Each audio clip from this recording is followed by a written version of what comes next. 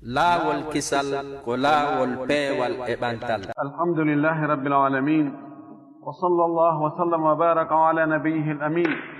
wa ala alihi wa sahbihi wa man tabi'ahum bi ihsanin واستنى بسنتهم وسلك طريقهم إلى يوم الدين. اللهم لا علم لنا إلا ما علمتنا إنك أنت العليم الحكيم. اللهم علمنا ما ينفعنا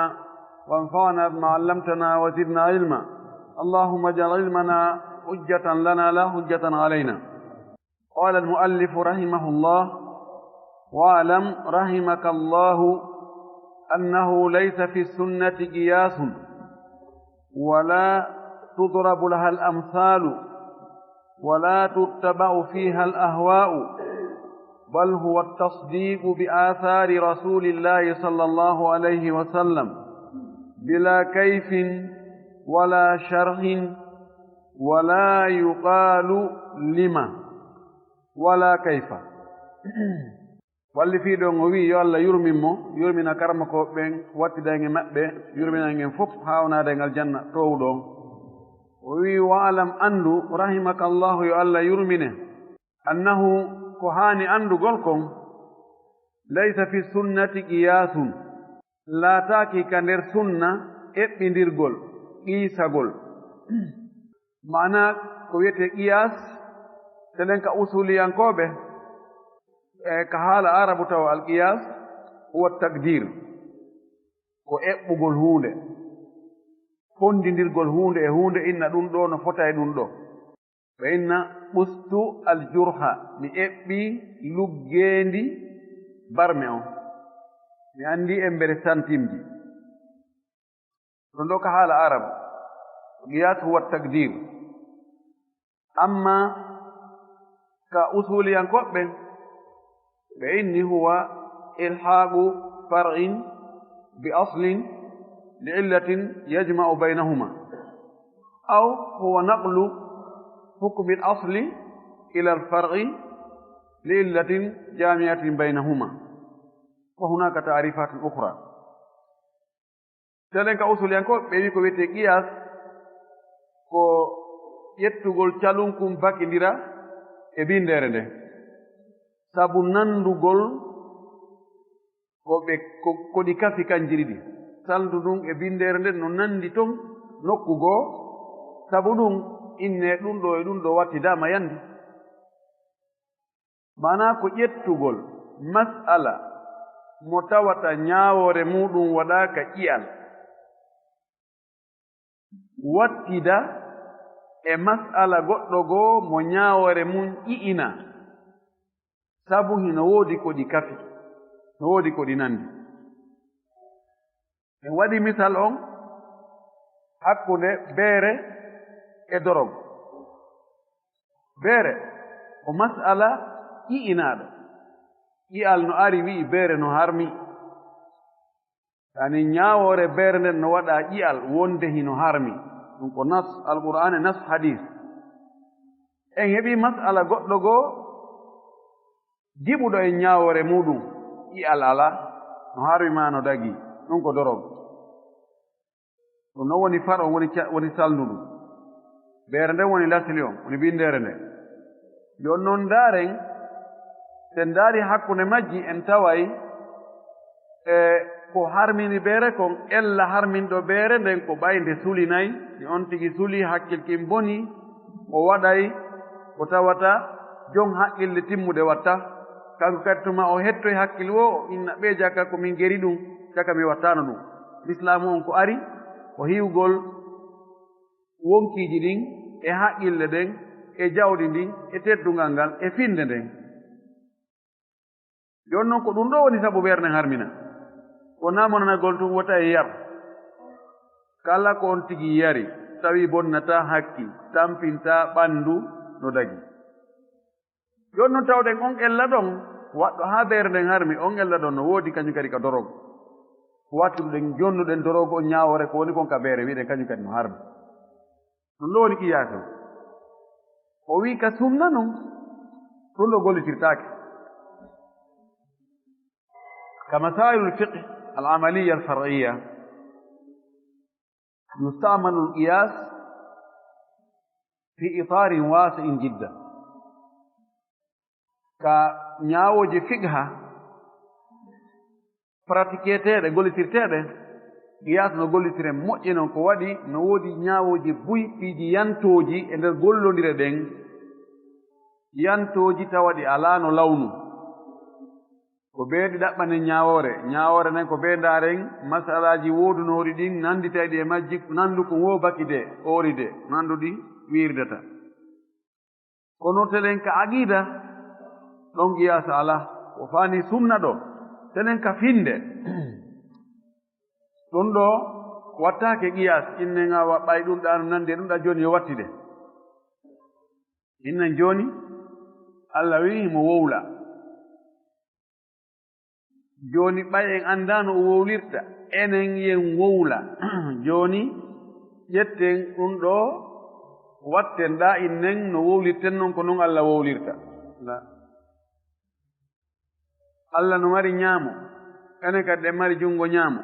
ɗo ɓay en waawani anndugol junngo ñaamo Allah ngon jooni en waɗa qiyas junngo Allah ngon e junngo men ngon gasirtaano o wii wala tudrabu laha al amhalu sunna on sunna nelaaɗo mi maanaano nelaaɗo rewirno Allah noon ka finde ɗum ɗon piirataake mise e misal ɓay hunde kaari warri ni ɗum ɗo kadi haala no haani warrugol ni la wala tuttaba'u fiha al ahwa'u e sunna on kadi mbeleeɗe jokkataake wonaa mbeleeɗe ko weli wonkiiki naa ɗum woni sunna bal accu huwa tasdiqu ko wiyetee sunna kon ko goongingol ma ko wiyetee jokkutugol sunna on ko goongingol bi athari rasulillahi sallallahu alaihi wa sallam batteeji nelaaɗo ɗin e manam maakuuji makko ɗin e golle makko ɗen e ko ñinni kon ko jokkutugol ɗum ɗo goongina bila kayfin ko aldana wiigol ko honno wala sharhi wonaa wiigol waɗay kadi sharh firira ɗum ɗon no faaliraano taban firgol batteeji nelaaɗo ɗin sallallahu alaihi wa sallam maakuji makko ɗin e golleji makko ɗin ko firetee ɗum o faani ɗo ɗum firitaake tum beleeɗe an no faaliraɗaa noon bee naɓira hadise on haa o sembina ɗum ɗon o waye wala yugaalu lima ka finde wi'ataake ko fii honɗum wala kayfa wonaa ko honno Allah o wii himo cippo wiyataake ko fii honno himo cippano Allah himo wowla landataake ko fii honno himo wowla wala kayfa won ene ko honno o cipporta ko honno o wowlirta ko honno junngo makko ngon wayi ko honno yeeso makko ngon wayi ko honno o jalirta ko honno o weltorta ko honno o yahirta ko honno o gundirta ɗum ɗo fof o wowtaake ko honno wiyataake ko fii hon ɗum ko hakkunde meɗen nden yawre ɗon ko hakkunde men nde yataaka hakka Allah to few ɗum o wii ɗo sunna on ko samina wa atana men nani men jaɓi e char ɓangingol ɗum ɗo moƴƴino laɓɓina o wi assunnatu almuradu biha huna sunna faandaaɗo ɗo on al aqidatu ko finde nden li anna hada alkitaba sabu nde deftere ɗo fi mawdui l aqidati ko e toɓɓere fi finde nden nde woni e yewtude wal aqidatu finde hiya sunna ko ɗum woni sunna on tigi tigi wa hada alkitabu ismuhu nde ɗo deftere inde mayre on sharhu sunna summiyat sunnatan ɗum ɗo wi'ama finde nde wiirama sunna li anna sunnata hiya tariqu sabu ko wiyete sunna ko laawol ngol wal aqidatu tawqifiyatun finde koko darna ko wiyete tawqifi ko daragol hatta nder ko wahyu on wowli ko wiyete tawqifi wonaa ƴettugol haqqille muɗum yanña naɓa haa ka faa laawol tawqifi ko yaa daro hino waɗa keerol no waɗa limite on berwo ko alqur'ana wowli ka finde e ko sunna nda sallallahu alaihi wasallam wowli ka finde ara ha ɗo dartuɗa a feƴƴata ɗo ka finde ko noon wonawi waɗu qiyas ɓay ɗum ɗa gasi ɗum ɗo kadi no foti e gasude la majala laawol ala espace ala yolnde ala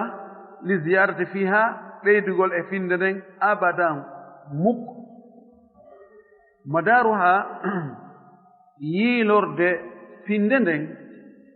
madar ka yiltondirta ɗon ron mun on ala ma jaa ko ari kon anillahi iwi ka allah wa rasulihi iwi kan laaɗo allah sallllahu alih wa sallam wa ma khalafa ko lundi kon ma jaa anillahi wa rasulihi ko lundi kon ko iwi ka allah iwi ka nelaaɗo allah fa innahu batilun ɗum ɗon ko mere wa dalalum ko majjere ko wiyete finde kon aqida kon honto ɗum yiltonirta turnata ko e ko iwi ka allah kon e ka nelaaɗo mana ko ka deftere allah e ka sunna sallah sallam ko hakkunde ɗon pette ala goɗɗo goo ko ara ɓeyda inna awa ɗo kadi ɗum kadi tunna on ɗo kadi aqida on kadi no wawi waɗirede ni kadi kala noon ko ari e ko yimɓe ɓe fiɗi tawi no lundi ko iwri ka allah kon e ko iwri ka nelaaɗo kon sallllahu alayhi wa sallam o wiyata ɗum noon ko mere ko majjere fa hada mana qawli l'ulama'i ko ɗum ɗo woni faandare konnguɗi karama koɓɓen inna al aqidata tawqifiyatu wonde aqida ko darna ko ɓe faandi ka hatti ko ka alqur'ana e ka sunna la yadkhuluha alqiyas eɓɓindirgol ngol natta ka finde li anna alqiyasa innama huwa fi masaili alfiqhi andu qiyasa on ɗum ko wonata ko ka masalaji fiqhu to hiya allati yadkhuluha alqiyasu ko ɗin ɗi tawata qiyas no naata e muɗum ton hamuta no gerdi to won wa hiya ahkamu alhalali wa haram on fiqhule ko ñaawoje andugol ko harme ko dagi amma masailu aqidati amma masalaji finde nden wa laysa fiha qiyasun haray eɓɓindirgol ala toon few qiyasu ala nder toon few wa innama hiya taslimum andu ɗum kan finde nden ko jebbilagol wan qiyadum e ɗoworgol lima jaa ko ari kon anillahi iwi ka allah wa rasuli iwi kan laaɗo makko on min gayri tadakhulin ko alda e ukkitagol ukka nder to goɗɗum ngo few ɓoya jaɓu jebbiloɗa ɗoftoɗa yankinoɗa jaɓa few ko iwi ka allah kon ko iwi ka nabi sallah sallam fi aqida on few a ukkititako ɗon tadakhul ko ukkitagol intervenugol kañum kadi inna a min ka domi ɗo famiri ni ɗum ala toon ka aqida qawluhu gongol makko wala tuttaba'u fiha al ahwa'u yani la yuqalu fil aqidati wiyatake ka finde ma wafagal hawa ko tawata no hawrodiri e mbeleɗe yu'khadu ɗum yo ƴette wa ma khalafa al hawa ko lundi mbeleɗe kon yuraddu ɗum bugete kama hiya tariqatu ahli dalal wano ɗum woni noon ko laawol yimɓe majjere nden ɓen ɗon ko haqqille ɗen e mbeleɗe ko ɗum ɓe hikkini yeeso ko ɗum woni référence on ko hawrodiri e mbeleɗe wo jaɓama ko lundi mbeleɗe wo bugama na noon walida ko sabu ɗum ɗo summu ɓe inna kamɓe ahlal ahwa'i ko yimɓe mbeleɗe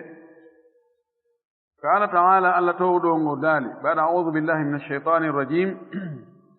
fa in lam yastajibu laka si ɓe notakima an nelaɗo ɓe jabakima ɓe tawtalima faalam andu annama yattabi'una ahwa'ahum andu ɓe ko jokki ko mbeleɗe muɗum woman adallu ko hombo majji ha hewti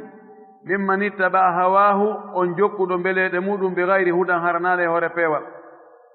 min allah immongal ka allah hombo majji ha hewti o ala ko man lam yusallim lil aqidati asabitati mo jebbilanaki nde finde tabutunde fil kitabi tabiti ka deftere allah wa sunnati tabiti ka sunnata sallah sallam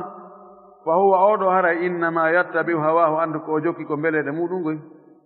walidhalika ko sabu ɗum ɗo yusamma no inne ahlul bida'i yimɓe bid'aji ɓen yimɓe sincuɓe piiji ɓen fil aqidati ka finde hiɓe inne ahlal ahwa'i ko yimɓe mbeleɗe li annahum sabu kamɓe ittaba'u ɓe jokki ahwa'ahum mbeleɗe maɓɓe كما في الآية وانا ونرك آية نو آية ويرنو ومن أضل ممن اتبع هواه بغير هدى من الله. قولوا كونغول مكة كوالي في دون كاوي بل هو التصديق بآثار رسول الله صلى الله عليه وسلم بلا كيف ولا شرح ولا يقال لما ولا كيف أي تفهم الكحالة دو هنا كفيركم التسليم كجبل قل جبل لأقوال رسول الله صلى الله عليه وسلم ما كوجنا لاردين في أسماء الله ليوماك في إند الله دين وصفاته ليوماك في صفات الله دين وأمور العقيدة ليوماك في أكوج فين دنين فو وي بلا شرح كو ألدانون ينجل هافك انتن نكادون هاتي دون يعني كو فاندي دو بلا شرح كو ألدا فنينجل يخالف هردن لندو معناها الصحيح معنى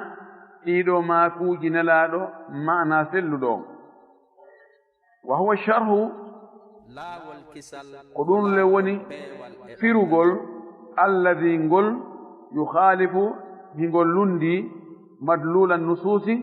كو يدن تندين تاكو ونون ويدون غسطا كما كوجي نلادو tentini yowondirɗi e finde ɗi ɗin ɗon ko ya jaɓu jebbiloɗa wona ya naɓir ɗum fira ɗum waɗa ɗum ta'wil naɓiraka faalaɗa ɗon fiya sincoy to laawum wo yimɓe ɓen fiɓa jokka inne ko kaari kadi dow sinci ɗum ɗo wa hada ɗum ɗo intashara fil jahmiyati ɗum ɗo sakitike e nde fedde wiyetende jahmiya wal mutazilati e fedde wiyetende mutazila والأشاعرة أفد أشعريان كوبين كزعمهم وندت قلبه آجا قلبه أن المراد باليد وندكو مويا كون إجungo كوي أجungo ألانغون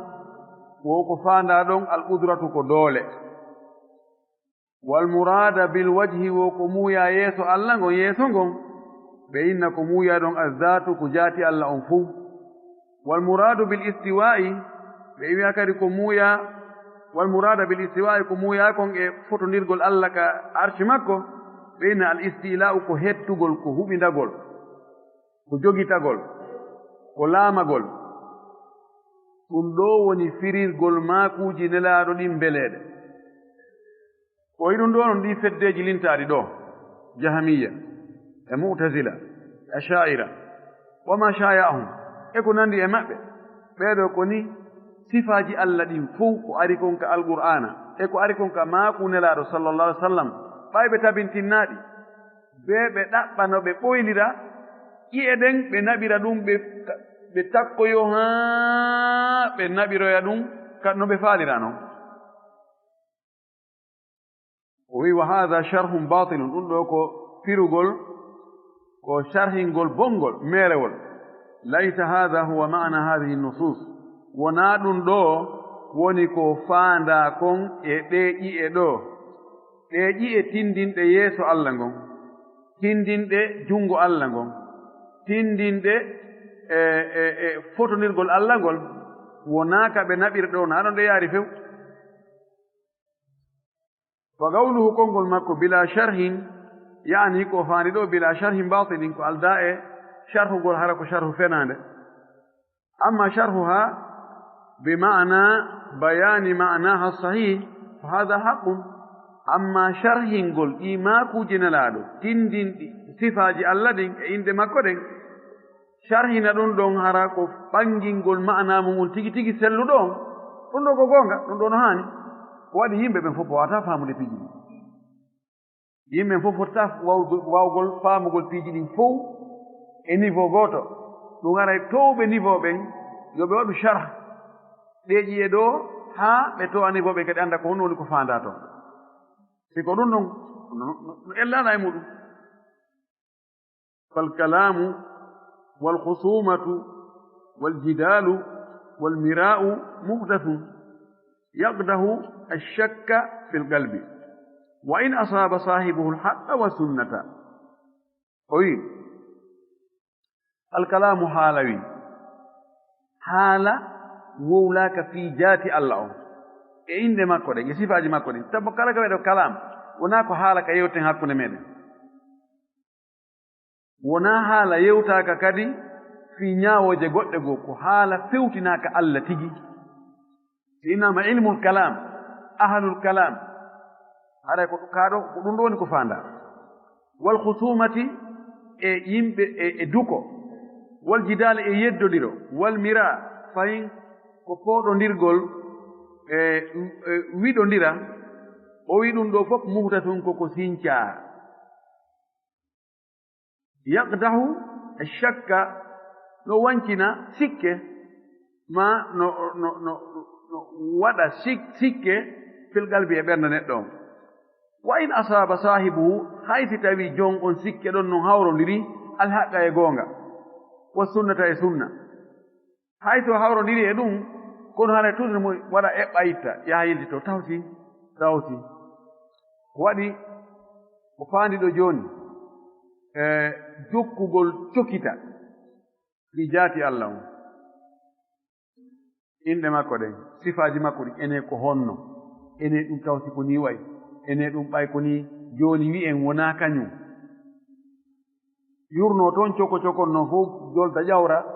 foɗondiren o ko ni o waynaani donc Allah mo mari junngo haray kono junngo on wayi ene jooni si en wii mo mari junngo haray maana mum haray peɗalino toon kollino toon no gasa leeɓino toon buƴeno toon no gasa ngo ƴettay sogone haa saaba kaari sogone meeɗen no gasa sembugol maggo waayani waɗa to sawu goɗɗo ine o waynaa noon donc ɗum ɗo ɓen ke ko yeddondirgol ɓe wonɓe yeddiɗum ɓe reena ɓe annda komo ɓe image mum on e haqqille mum ɗen ko ɗum woni ko ɗum ɗon jonni ɗum wo ko ɗum ɗon wonti woni e yaltinde donc image ji yimɓe ɓen ko ɓe image no tapiiji ɗin ko no serti haqqille yimɓe no ɓe faami tapiiji ɗum no serti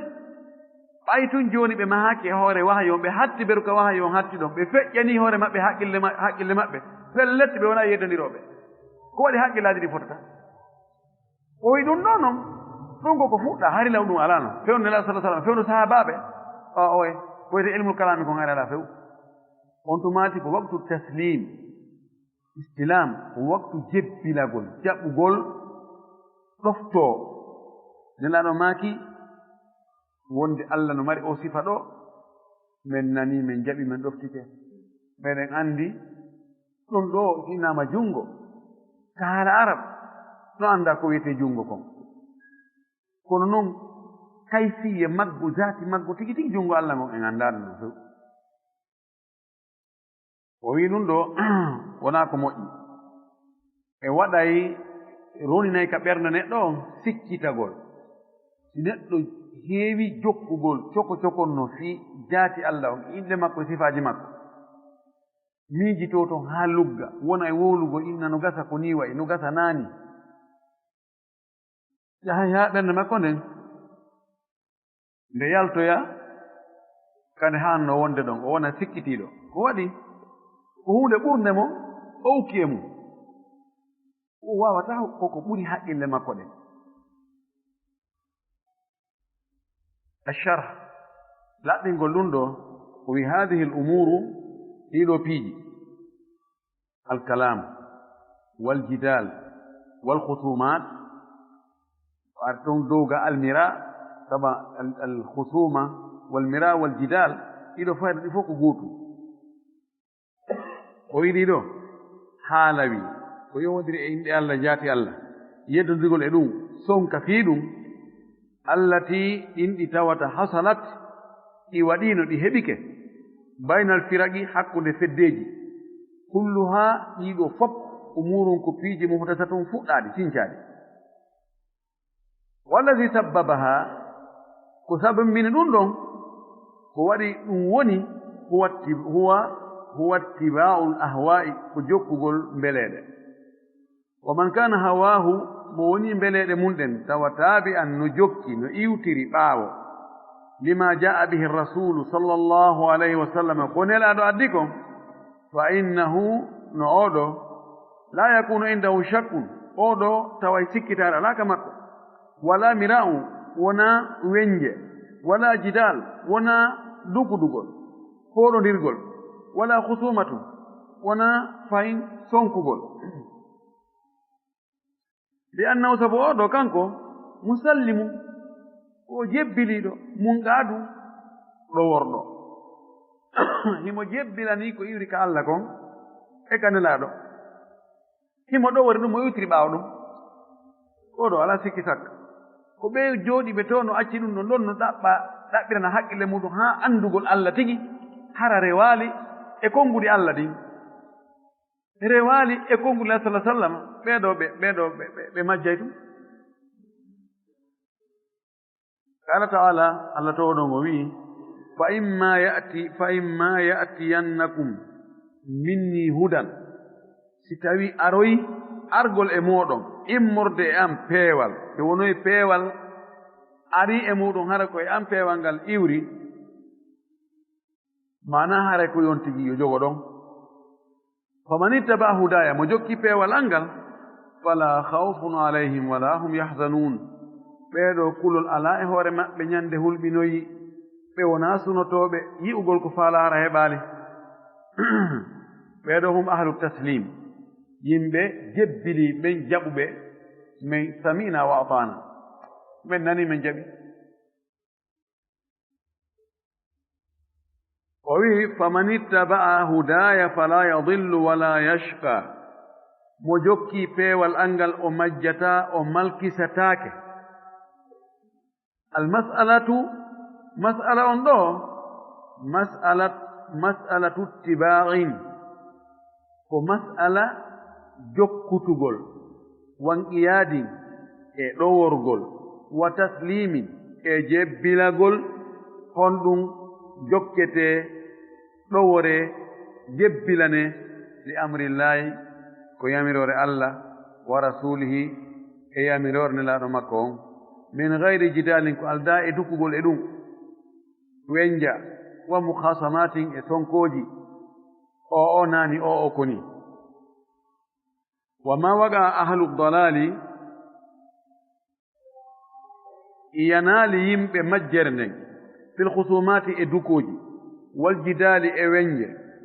liɓaali ɓe e ɗum illa bi sababi suwona sabu annahum no kamɓe lam yusallimu lillahi ɓe jebbilanaaki Allah wa li rasulihi ɓe jebbilani nelaaɗo Allah on ɓe jaɓani ɓe kama sallama ahlu sunnati wal jama'ati wano jebbilori noon jaɓani noon Allah e nelaaɗo ɓe yimɓe sunna yimɓe jama ɓeeɗa ko naadi ɓe o yeddoniral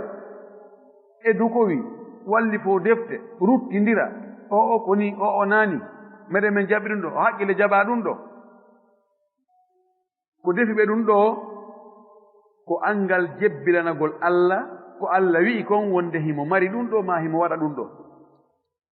salo jebbilanagol nela sallah sallama kanko ko tabintinani Allah kon e ko alɓuran tabitinani Allah kon yimɓe sunna men noon kamɓe ɓe jaɓi ɗum ɓe jebbili ɓe yimɓe ɓaawa ɗon jon noon ɓen jaɓuɓe ɗum ɓen ahlu taslim yimɓe jebbili ɓen ɓeeɗa inna ɓe ɓe ko njohoɓe komoɓe ɓe miijataako kamɓe ɓe alaa tafkir ɓe alaa ideeji ɓe goltita haqqillaji maɓɓe ɗin ko haqqille maɓɓe ko fenndii ɗum kamɓe ko woni o men jaɓii min ɗoftike min nani ɓe alaa e analyse ude be on tigi analyse a piiji ɗin be o ndaara ɗi o yurno be o ɗuman o ɗaɓɓita minen e piiji ɗin naa min jebbilo tun ko be min ndaara min yurno min ɗaɓɓita ganndal mi waɗa recherche ji min analysation ji haa min ɗumanno min yaltinan ɗuma on résultat bonɗo yaltoyta yettahimuna ɓeyna tariqatu salafi aslam wa tariqatu lhalafi alam ko ɗo ɗon chi'arul fasid e inna laawol ɓe yimɓe salafiyankoɓe yimɓe jokkutuɓe yimɓe ɓaawoɗo ko goonga laawol ngol no hisi ala probléme ko ari woni min jaɓi min jebbilke watta juɗɗen ka hoore no hisi ala probléme ala ɗaɓɓutugol ala miijagol ala e yurnagol ala teke tegennagol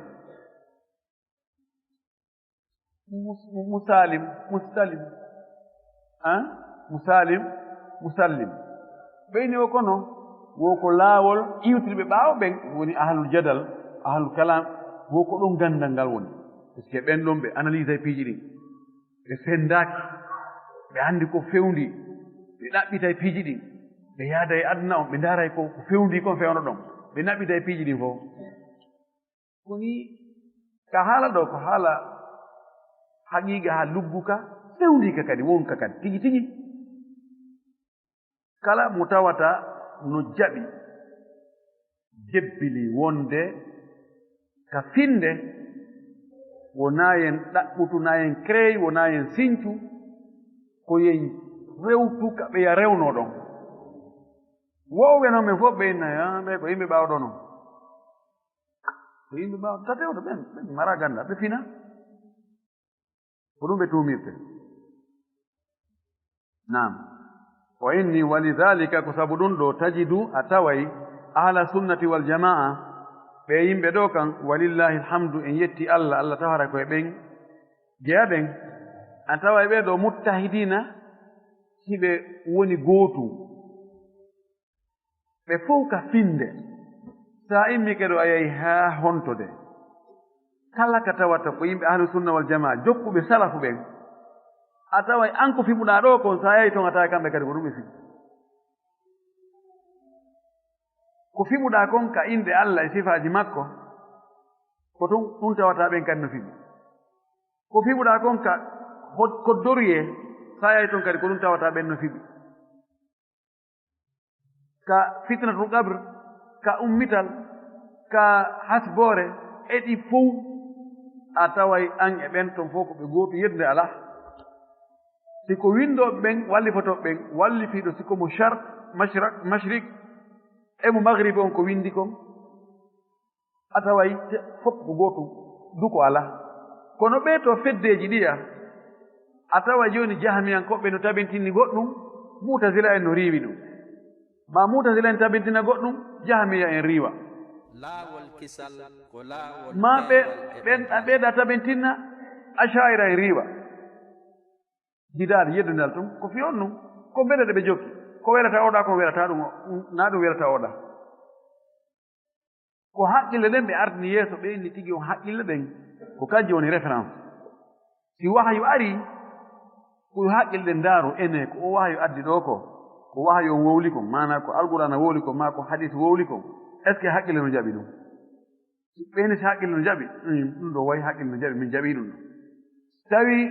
haqqille ɗen hewtana faamugol ɗum ɓe noon haqqille jaɓaɗo noon mi jaɓaɗo ɗum ɗo haysi tawi kon ka qur'ana ka qur'ana boy ka qur'ana donc joni awa ndaaren no firiren ɗum haa ɗum nanodira e ko haqqille ɗen ƴetti kon ɓen donc awa joni na ko feeñi ɗo ko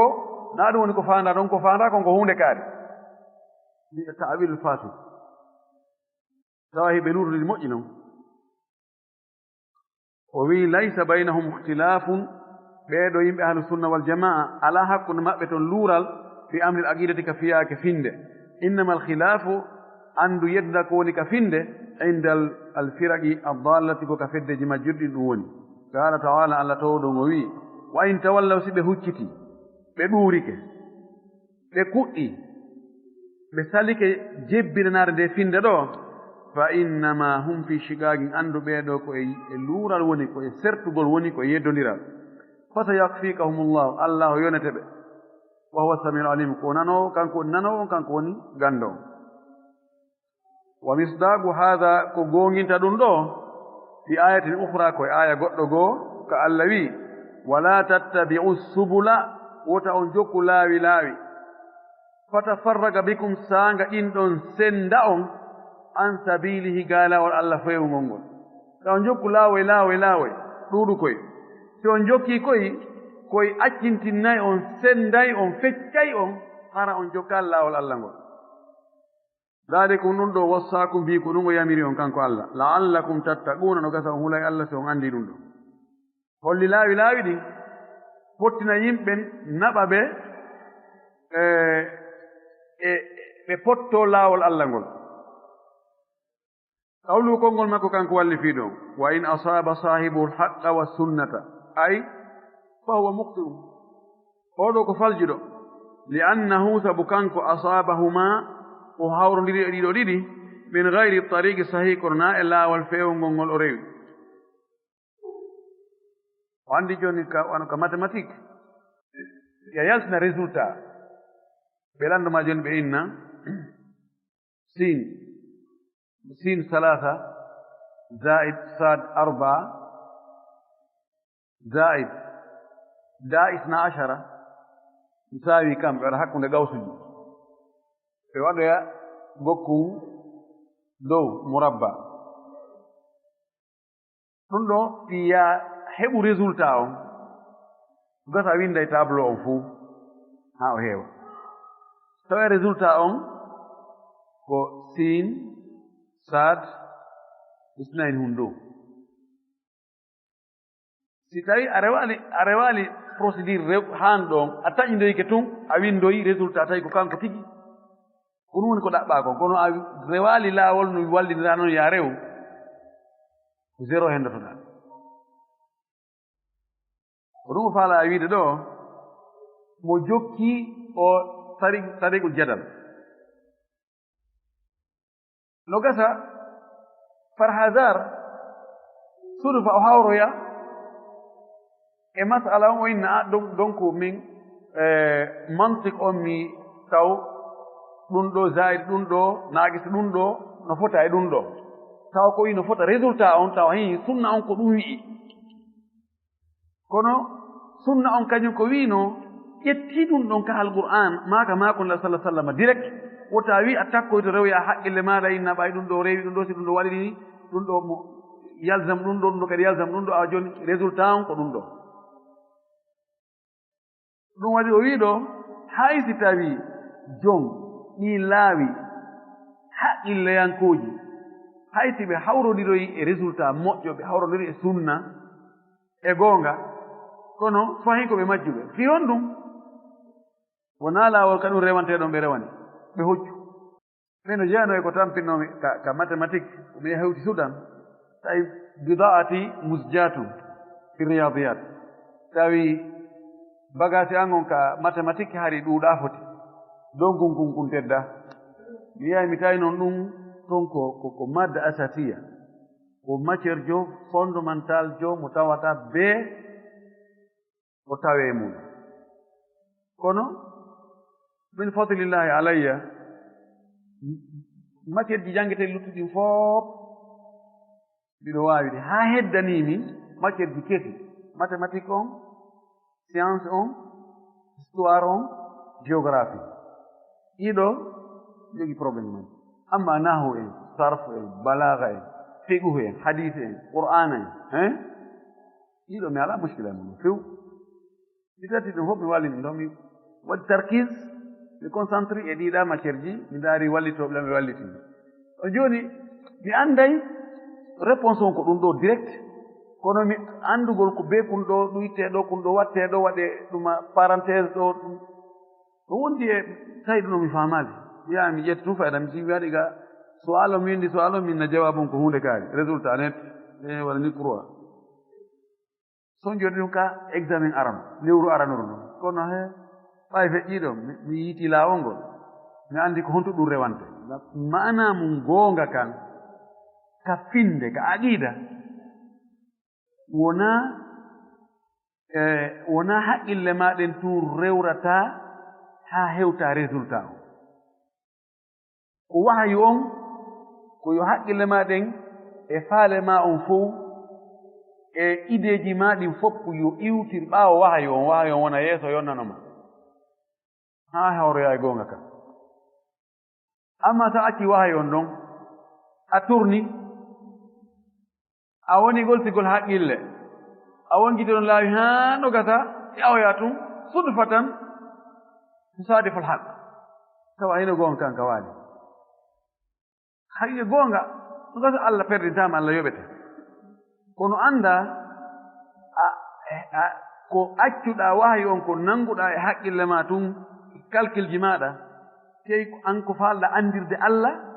ko ƴoyre ma e kalabanteyagal ma e haqqille maɗen tun ko ɗum ɗo haqqille no jaɓi ɗum ɗo haqqille jaɓa annda hara e jogi probléme ɗum waɗi jooni so ndaari ka aqida e falsafa no ɗuuɗi toon o ilmul kalam falsafa no ɗuuɗi mo hafe ɗi jooni ɓe innayi kamɓe no ɓe tabintini Allah noon ɓe tabintinira Allah tawde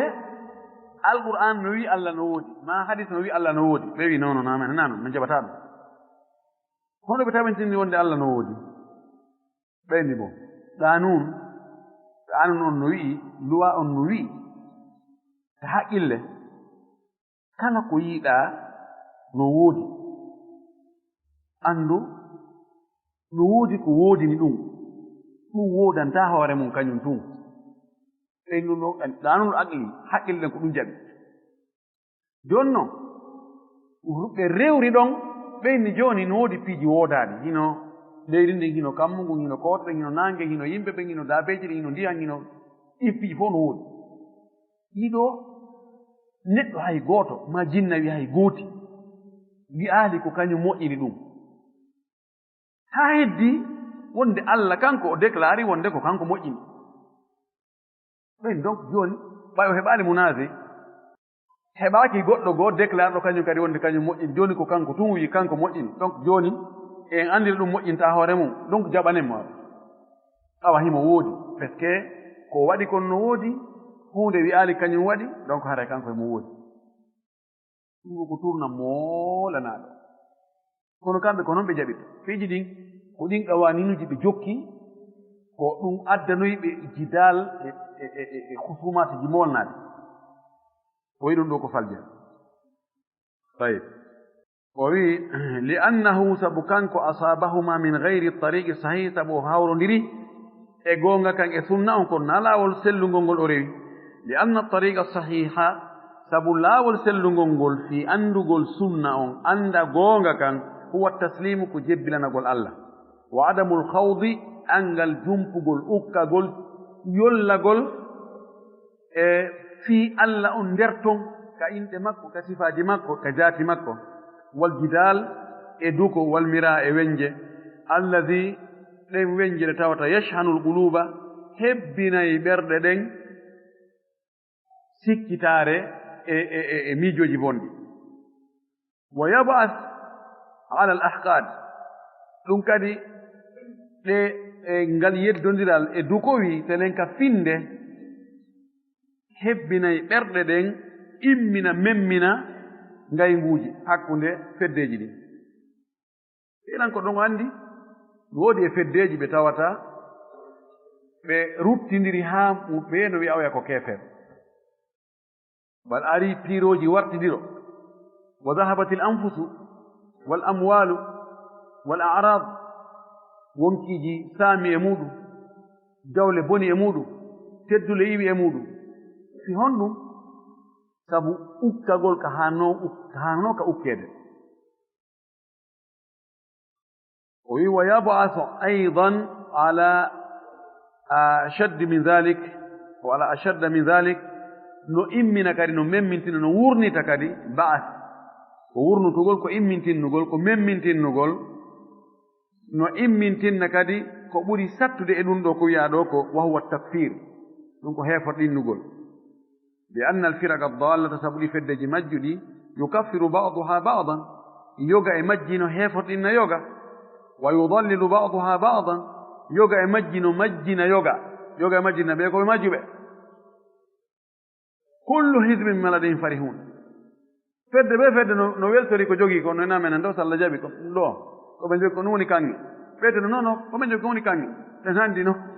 feddeji ɗiɗo e Sénégal wona ko niiɓe ɓe haɓuno ɓe piiri ɓe wartindiri moƴƴino si honɗum fedde ɓe no inni saabiji aljanna ɗen ko karama ko muɗum jogi ceerno mo on jogi saabiji aljanna ɗen ɓe wi noon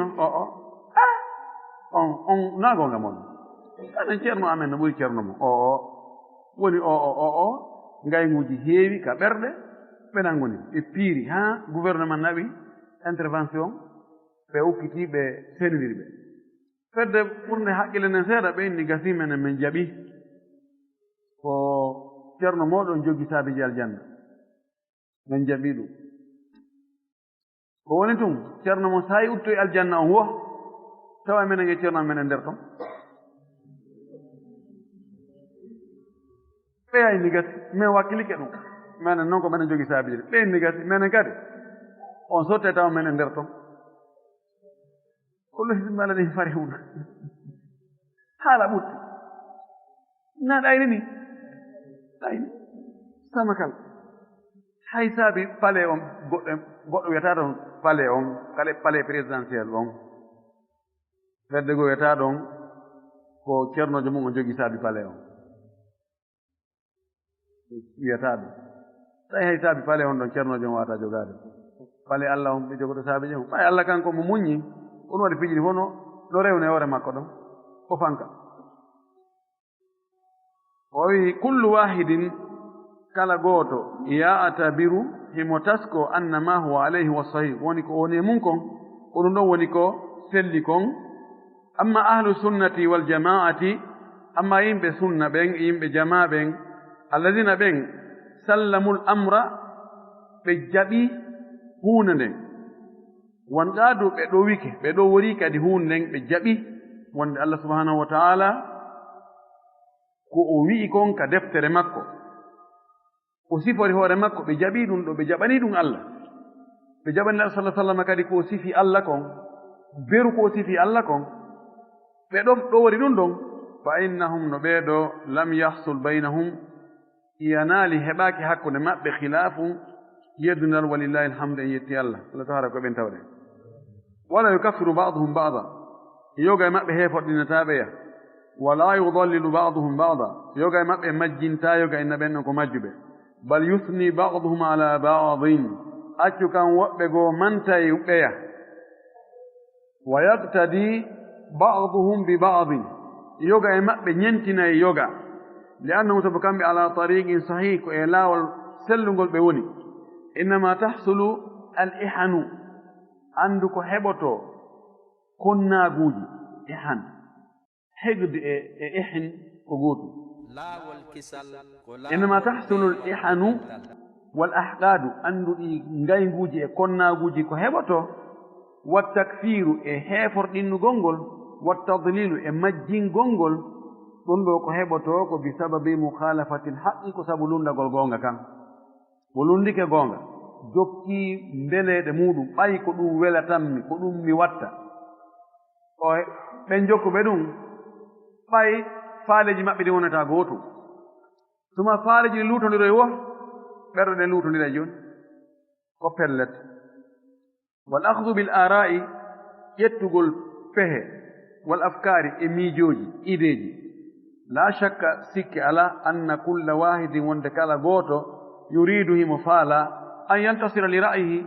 nde o jinganta feere makko nden foola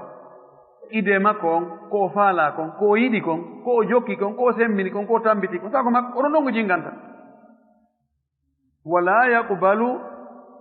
an tugala lahu an taqula lahu o yiɗata nde wi'atamo anta mukhtiru an a falju feere ma nde na feere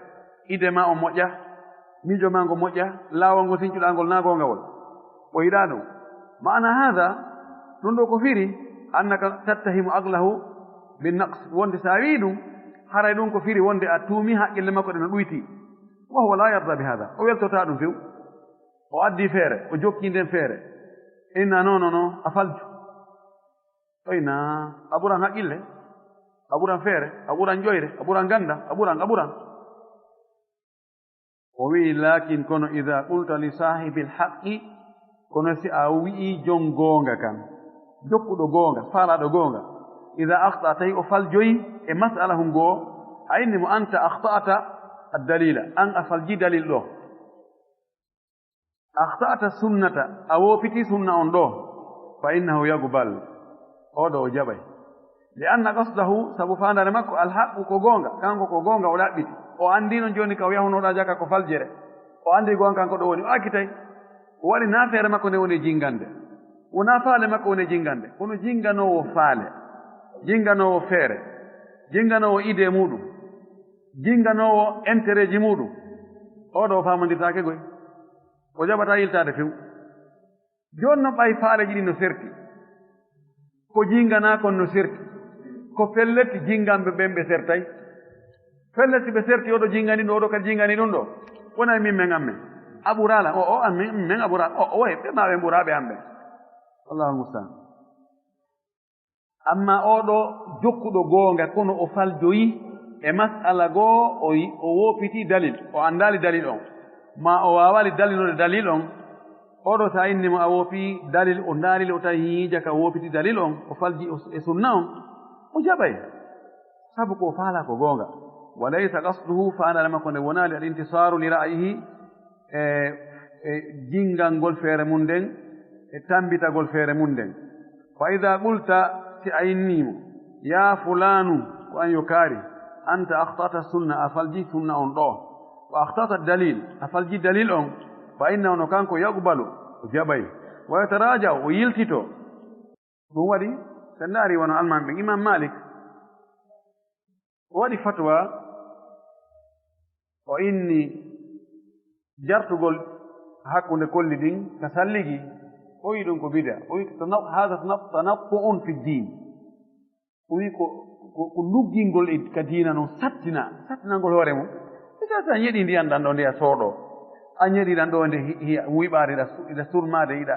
sorkinaade iɗa lotde yeeso maago ɗum ɗo fof ko ndiyan ɗo aɗa ñeɗude ndiyan no sewi ɗan naatake hakkude kolliga fiyo noon ti ara lotugol juuɗɗe nga kadi ko ya waɗoy ni o wi ɗum ɗo tahsilu hasil ko waɗugol hunde wande ane gonna makko ɗan ko ɗum wonno fatwa talibajo makko de abdoulah bne wahab o inni ya imamana kadi indana fi dhalika sunnatun minen nde minen anndi sunna fi ɗum ɗon wonde kolli ɗin koye ɗi jarte ka salligi wona wigol ɗum ɗo ko sattingol ni ma ko bide ma ko ɗi imam malik haati ñeeti on sunna o wi haddathana fulan قال حدثنا فلان النبي صلى الله عليه وسلم أنه قال وخلل بين أصابعك صحاباجون صبرا جرت حكم كل مالي إمام مالك يفلتي وسند عندي كم به عنده حديث نسل ناكو يقول رواه البخاري ما صح الشيخ الألباني أنا في فوق أنتو دفاما rottama ma fama junjama mi fama ha ɓutti o yolluju ngun tun ƴetta maɗɗoɗa ɗum kamɓe nanum de ko sanad haddathana fulan on ko honɗum jo ko yette sojo ka ko yette barijo qala haddathana fulan onon kadi ndaare haddathana fulan onon kadi ndaare kono kamɓe ɓe hunjinoɓe fof ɓe andi worɓe fof imam malik en ko yawima kon wo ko siga tun wo ziyada yani si ko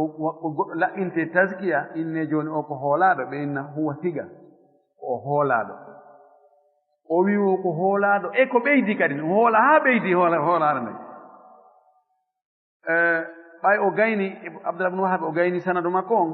imam maliki wallahi hadihi sunnatun sahihatun thabitatun ma balagatni illa al an wa ana aqulu biha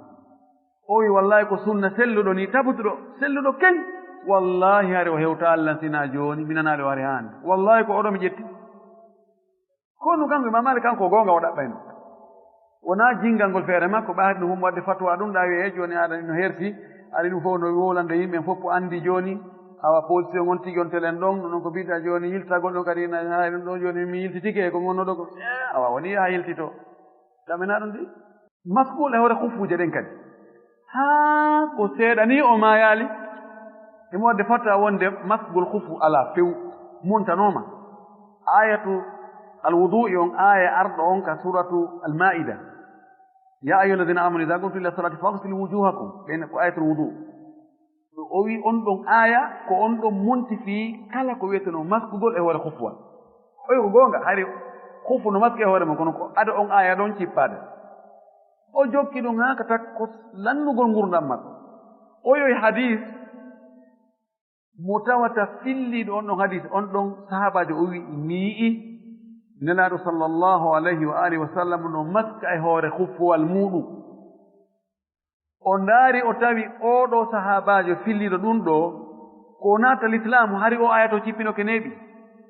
o andi ɗon kitan jaka ɓaawo o aya salligi to cippike nelaaɗo maski e hoore huffuwal ngal ɓaawɗum jaka aya o montaali maskol e hoore huffuwal ngal o yimi eyo o wi awa maski e hoore huffuwal nani si tawi sarteji ɗin timmi ka ɗannooɗe ngurdam makko o wurtaani hitaande ɓaawɗum hawlay kanu yabasani lhaq ɗaɓɓaynoɓe goonga ni o wi amma ida qulta li sahibi hawan sahibil hawa amma si a wi'ani jombeleɗe anta akhta'ata a falji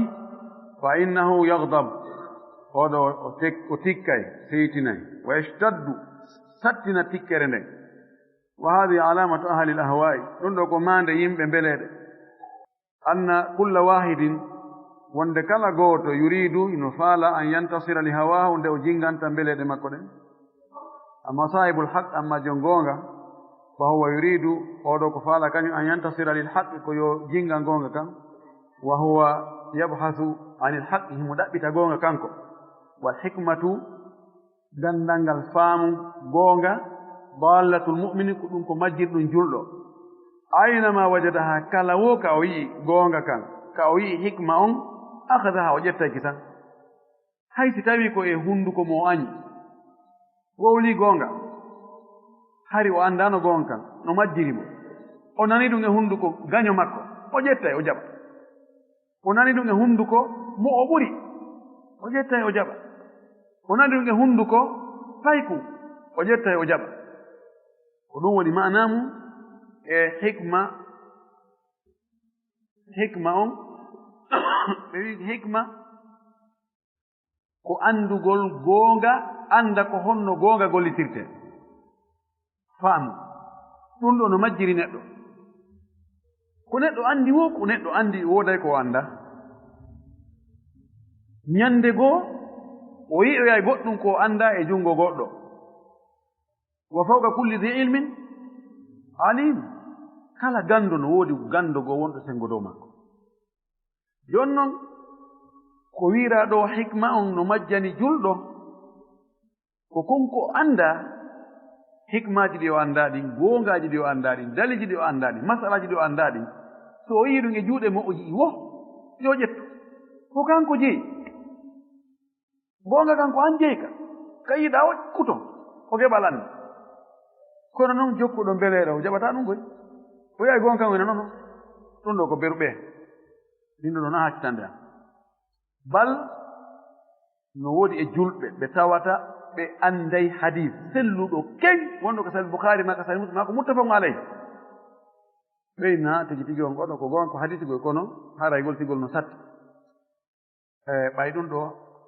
na en wowta ɗum ɗo haray ɗum ɗo accen ɗon no woodi ka wooda wallahi no woodi Allah danne waɗa noon sirkala subhanahu wa ta'ala e hawɗen sawaba wa akhiru da'wana ani alhamdulillah rabbil alamin wa sallallahu wa sallam wa baraka ala nabiyil amin laawol kisal ko laawol peewal